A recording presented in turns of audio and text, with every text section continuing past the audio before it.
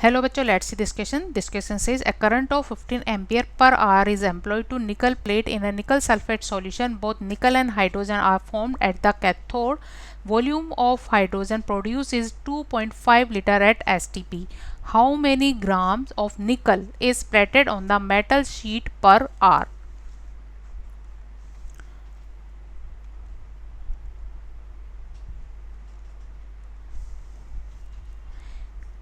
Key concept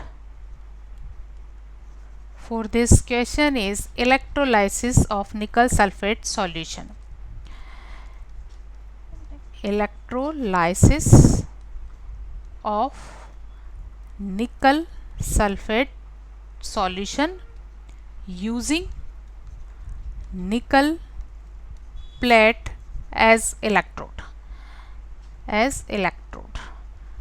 इस question के according निकल सल्फेट का एक्वस सॉल्यूशन है और निकल की प्लेट है की प्रेजेंस में इलेक्ट्रोलाइसिस होगा और यहाँ दो प्रोडक्ट बनेंगे निकल एंड हाइड्रोजन.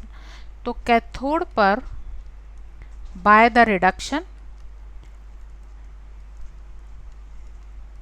निकल का डिपोजिशन होगा और साथ में यहाँ H+ का भी रिडक्शन होगा और हाइड्रोजन गैस इवॉल्व होगी जिसका वॉल्यूम है 2.5 litre at STP.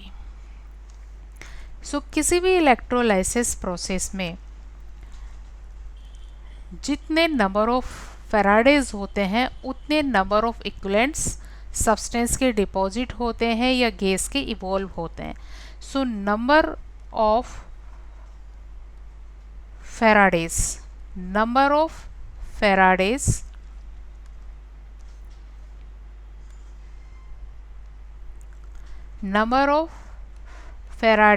are equal number of equivalents of deposit substance और evolve gas. So number of Faraday's होंगे क्योंकि यहाँ 15 एम्पियर की करंट एम्प्लॉयड की जाती है for 1 our.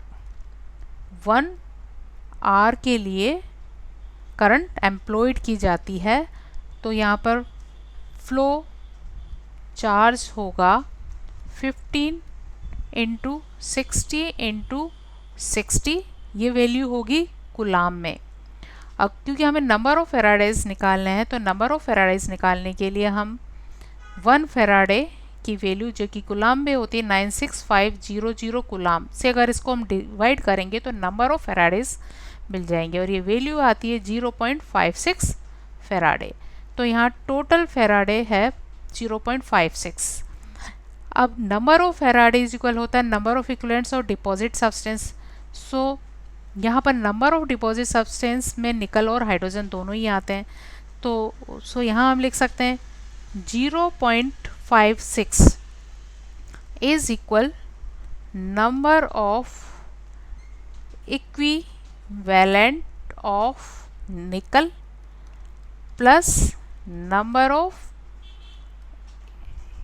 Equivalents of H2 क्योंकि निकल और हाइड्रोजन दोनों ही यहाँ पर फॉर्म होते हैं. तो इन दोनों के नंबर ऑफ इक्विवेलेंट्स के जो सम होगा वो इक्वल होगा 0.56 के और 0.56 है नंबर ऑफ फेराडेज. तो number of Faraday's and number of equivalents equal होते हैं. सो यहाँ से हम निकालेंगे मास ऑफ निकल डिपॉजिटेड. तो इसके लिए हमें क्वेश्चन में गिवन है 2.5 लीटर हाइड्रोजन यहाँ प्रोड्यूस होती है. तो इक्विवेलेंट्स ऑफ हाइड्रोजन हम कैलकुलेट कर सकते हैं. इक्विवेलेंट्स ऑफ हाइड्रोजन और इक्विवेलेंट्स ऑफ हाइड्रोजन क्या होंगे? हाइड्रोजन का mass upon its equivalent mass. तो यहाँ हाइड्रोजन का जो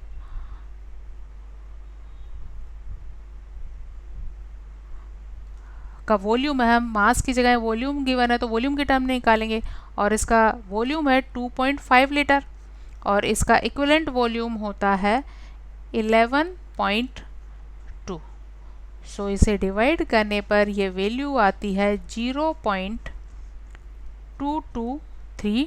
तो इक्विवेलेंट्स ऑफ H2 हमें मिल गए। इक्विवेलेंट्स ऑफ निकल एंड H2 क्वेश्चन में गिवन है, तो नंबर ऑफ इक्विवेलेंट्स ऑफ निकल कैलकुलेट किए जा सकते हैं। So number of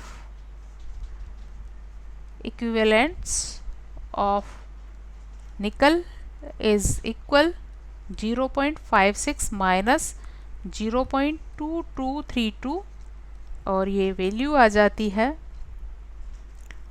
0.3368।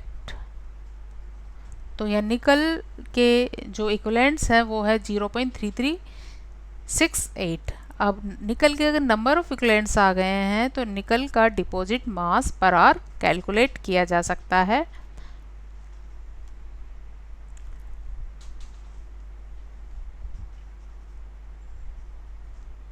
Mass of निकल per hour deposited.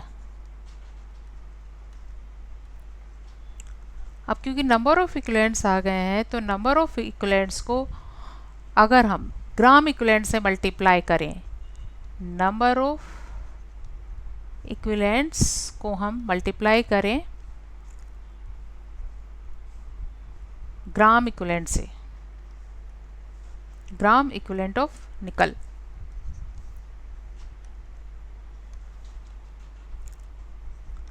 Gram equivalents of निकल, तो ये वैल्यू आएगी 0.3368 और निकल के ग्राम इक्विवेलेंट्स की वैल्यू होती है इसका atomic mass which is 58.7 divide by n factor 2 होगा क्योंकि निकल 2 प्लस का निकल में डिपोजिशन पे 2 इलेक्ट्रॉन एक्सेप्ट किए जाते हैं। तो यहाँ से ये वैल्यू आती है 9.88 ग्राम। तो निकल का डिपॉजिटेड मास है 9.88 gram. Hope you understood it well. Best of luck.